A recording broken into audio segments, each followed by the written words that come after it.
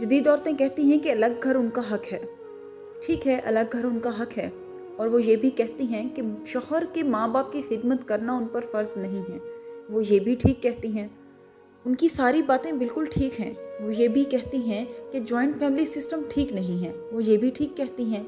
लेकिन मेरा उनसे एक सवाल है कि वो ये भी तो बताएं कि 30 साल तक पाल पोस कर बड़ा करने वाली माँ, साफ़ सुथरे कपड़े देने वाली और 3 वक्त का खाना देने वाली माँ को ये मर्द कहाँ छोड़ कर आएँ? सारी ज़िंदगी मेहनत कर कर पढ़ाने वाले बाप का वो मर्द क्या करें? उस बाप का क्या करें जिसकी बचत और पेंशन से आपकी शादी हुई और आप इस घर का फ़र्द बनी? अपने बाप को वो किसी ओल्ड होम में छोड़ आएं? हर ऊंच नीच, गर्मी सर्दी, जैसे भी हालात हो, हर हालात में साथ देने वाले भाई को वो मर्द सिर्फ इसलिए छोड़ दें क्योंकि उसकी बीवी और आपकी आपस में नहीं बनती, या फिर सिर्फ इसलिए कि आपका खामद उसके खामद से ज्यादा कमाता है और बड़े भाई को देने से आपकी सेविंग्स कम हो रही हैं। लेकिन आप ये सब तो देखती हैं, लेकिन आप ये नहीं जानती कि जब आपका शौहर पढ़ता था तब बड़ा भाई कमाता था। बेशक उसकी जॉब छोटी थी, लेकिन आपके शौहर के बड़े खर्चे पूरे हो जाया करते थे।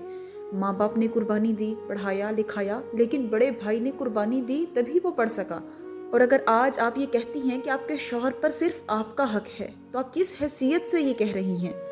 जबकि आपके शौहर की शादी ही अपने बाप के पैसों से हुई है, बल्कि अपनी जॉब में तो वो इतना भी अफोर्ड नहीं कर सकते कि किसी बड़े शहर में अच्छा सा किराए का घर ही अफोर्ड कर लें। आज आपका शौहर उनसे अलग कैसे हो गया? आप पंजाब यूनिवर्सिटी या किसी भी बॉयज़ हॉस्टल को देख लें, आप उनको देखकर कभी भी ये हिसाब नहीं लगा पाएंगे कि किसकी जेब में ज़्यादा पैसा है। रूममेट्स मिलके इकट्ठे खाते हैं, पीते हैं, और कभी भी आपको देखकर ये महसूस नहीं होगा कि 4 दोस्त मिलकर एक दोस्त को अफोर्ड कर रहे हैं। या फिर आप कभी भी ये मालूम नहीं कर पाएंगे कि एक जागीरदार दोस्त 4 दोस्तों को पाल रहा है। तो फिर मुझे समझ नहीं आती कि जैसे ही शादियां होती हैं तो ऐसा क्या होता है कि एक हंसते बसते घर में एक ही जिस्म के हिस्सों में सियासतें शुरू हो जाती हैं। अलग घर औरत का हक है, बिल्कुल हक है, मैं मानती हूँ इस चीज़ को।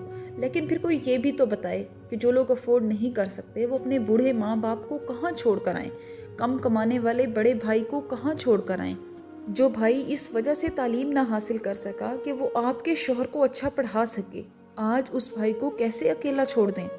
या फिर कुछ ऐसी औरतें भी हैं जो अपने अलग घरों में रह रही हैं, और अगर उनके शौहर अपने भाइयों को, अपने माँ बाप को संभालते हैं, उन पर कुछ खर्च करते हैं, तो खामोखा उनके मसाइल में कूद पड़ती हैं। आप अपने अलग घर में रह रही हैं तो सुकून से रहें, और अलग रहते हुए भी भाइयों को इकट्ठा रहने दें। आपको पता है कि प्राइवेसी के नाम पर घुटन बढ़ रही